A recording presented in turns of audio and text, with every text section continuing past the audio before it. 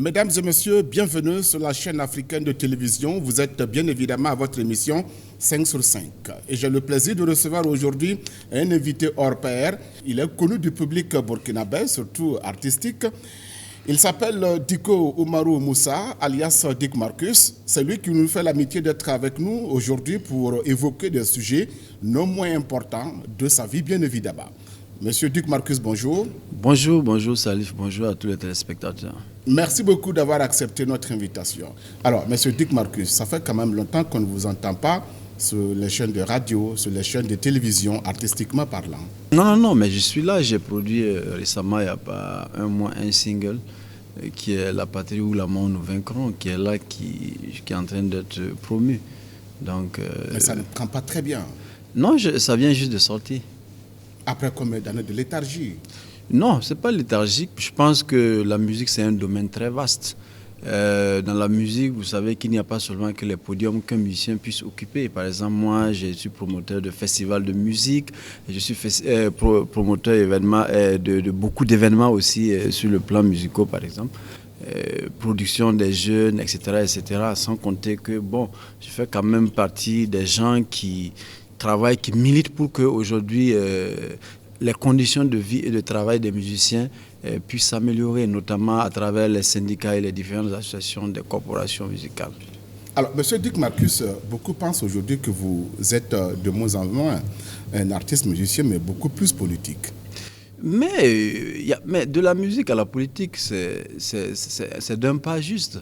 Parce que je pense que un musicien reggae que je suis à la politique, c'est la même chose, parce que du moment où vous abordez des thèmes sociaux, vous devenez tout de suite politique. Si je parle aujourd'hui d'un problème d'eau, je vais être un homme politique parce que forcément c'est le politique qui doit régler le problème d'eau. Donc ça va ensemble. Et qui sait la musique reggae, ce qu'elle fait, c'est que la musique reggae va un peu dans ce sens. Donc on n'est pas loin de la politique. Nous sommes politiques et moi ça me dérange pas qu'on me considère comme un politique. Parce que de toutes les façons, tout est politique sur cette terre. On observe bien évidemment que vous avez même changé de rythme de vie, de comportement depuis votre passage à l'Assemblée nationale au moment de la transition. Rythme de vie, c'est trop dit. Je vis aussi modestement que je le vivais, avant. Vous ne fréquentez plus les milieux artistiques, les milieux... Pourquoi ? Non, je suis tout le temps dans les milieux artistiques. D'ailleurs, toute ma vie, c'est dans les milieux artistiques, même jusqu'à aujourd'hui. Et la preuve, tous mes amis sont la plupart musiciens. On continue à réfléchir ensemble. C'est vrai que, comme j'ai dit, je ne suis pas musicien sur podium. Je ne suis plus trop musicien sur podium comme avant. Où vous avez grandi? Chaque jour. Non, ce n'est pas une histoire de grandir. Mais pour moi, la musique aussi, ça évolue un peu comme dans le domaine du sport. Un moment, on est un grand footballeur. Après le football, on vient tout de suite, on devient un coach ou bien on devient un agent de joueur, etc. Mais c'est toujours dans le même domaine. Parce qu'aujourd'hui, ce que nous faisons, c'est vrai que je ne prends plus le micro comme ça pour chanter tous les jours, mais tous les jours, en bas, j'œuvre pour que la musique du Burkina Faso soit de l'avant. Parce que je le fais à travers les festivals, comme je l'ai dit, je le fais à travers la promotion même des artistes sur le plan national de diverses façons, par exemple. Il y a plein de concepts qu'on organise aujourd'hui par rapport à l'actualité nationale. Par exemple, récemment, j'ai organisé avec mon collègue Madès la nuit de la solidarité à cause des événements, par exemple, de Yirgou. Aujourd'hui, on a pu collecter, par exemple, beaucoup d'argent et puis beaucoup de biens en nature qu'on a pu remettre au nom des artistes musiciens du Burkina. Je pense que tout ça, parce qu'il ne faut pas voir seulement à travers le musicien quelqu'un qui a seulement le micro, qui chante. Voilà.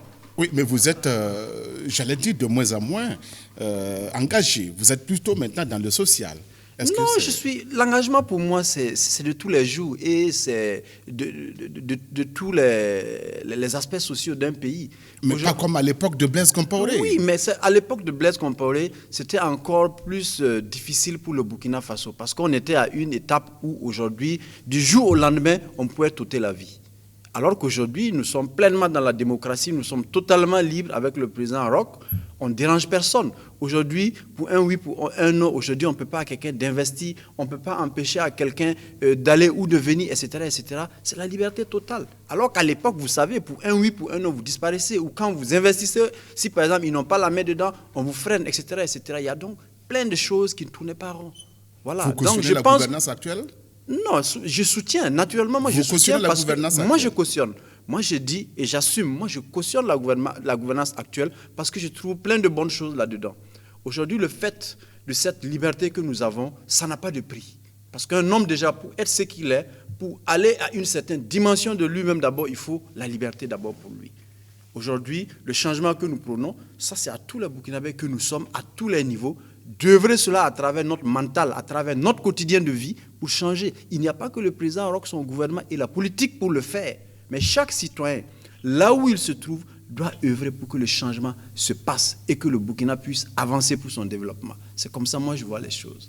Alors, M. Dick Marcus, pendant que les agents du ministère de l'économie et des finances prennent en otage l'économie nationale, pendant que les syndicats sont en train de battre le pavé chaque jour que Dieu fait, entre guillemets, vous vous dites que la gouvernance actuelle, vous la cautionnez.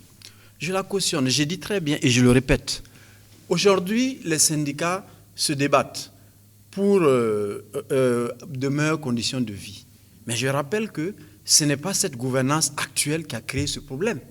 Ce problème a été créé depuis le temps de Blaise Compaoré. Les 27 années de gouvernance de Burkina Faso, de Blaise Compaoré, ont conduit le pays là où il est aujourd'hui. Et ça, personne ne peut le contester. C'est vrai que nous avons un gouvernement qui est là aujourd'hui, qui est en place, qui essaye d'apporter des solutions. Mais la vie d'une nation, c'est une continuité de l'administration. On essaye de faire, chacun vient, il apporte sa pierre à l'édification de la chose, et puis la vie, elle continue. Mais aujourd'hui, quand même, on ne dira pas que c'est ce gouvernement qui a... Ce gouvernement essaye d'apporter des solutions. Par exemple, aujourd'hui, l'insécurité, prenez l'insécurité. Pourquoi les FDS ne sont pas efficaces, n'étaient pas du moins efficaces? C'est parce que Blaise Compaoré avait laissé la machine militaire carrément dépourvue de tout.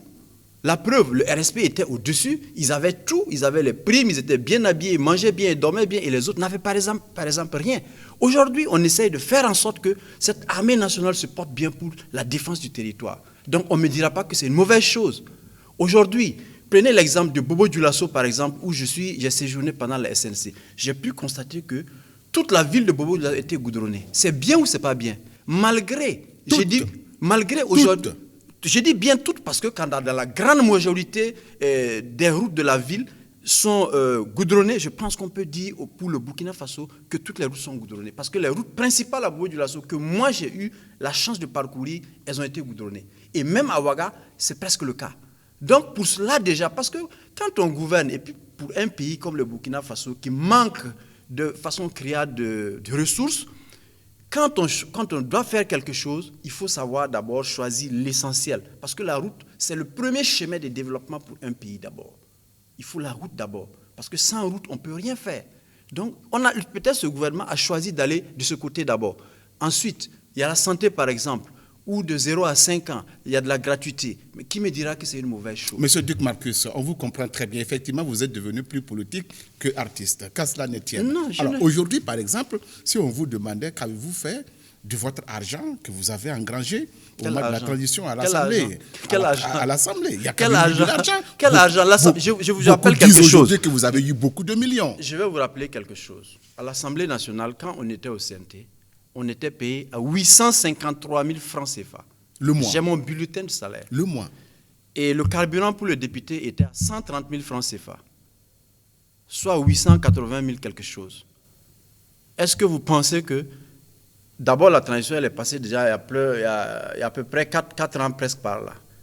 Moi, je vis au jour le jour. Qu'est-ce qu'on peut économiser dans ce pays? 883 000, ça a économisé dans ce pays. Alors, moi, j'étais musicien, je n'étais pas dans la misère. Multiplions par 12. J'arrive. Oui, mais par 12, mais moi, je vis au quotidien. Donc, qu'est-ce que je vais épargner? Je vis au quotidien. Supposons même que j'économise tous les 880 quelque chose 1000 francs pendant les 13 mois. Est-ce que ça peut aujourd'hui me tenir pendant 4 ans, 5 ans? Non, c'est sérieux, ça c'est des gens qui racontent ce qui n'ont rien, des gens qui n'ont rien à dire. Ça c'est des petits détails de quartier, moi ça ne me regarde pas. Mais vous avez profité bien de cela. Profité, je n'ai pas profité, j'ai apporté ma pierre à l'édification de la chose. J'ai été député et comme tous les Burkinabés qui ont été députés doivent percevoir quelque chose comme prime et ça a été fait pour moi et pour tous les autres. Apporter ma contribution, vous avez fait quoi?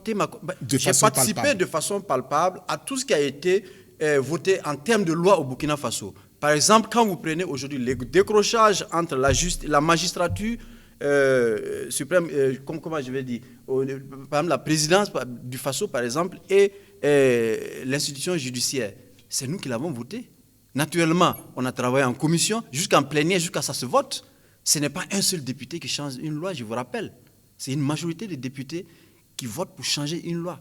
ou pour voter une loi, quelle qu'elle soit. Donc, j'étais dedans, donc ça veut dire que j'ai apporté quelque chose quand même. Ma voix, elle a compté. Vrai ou faux?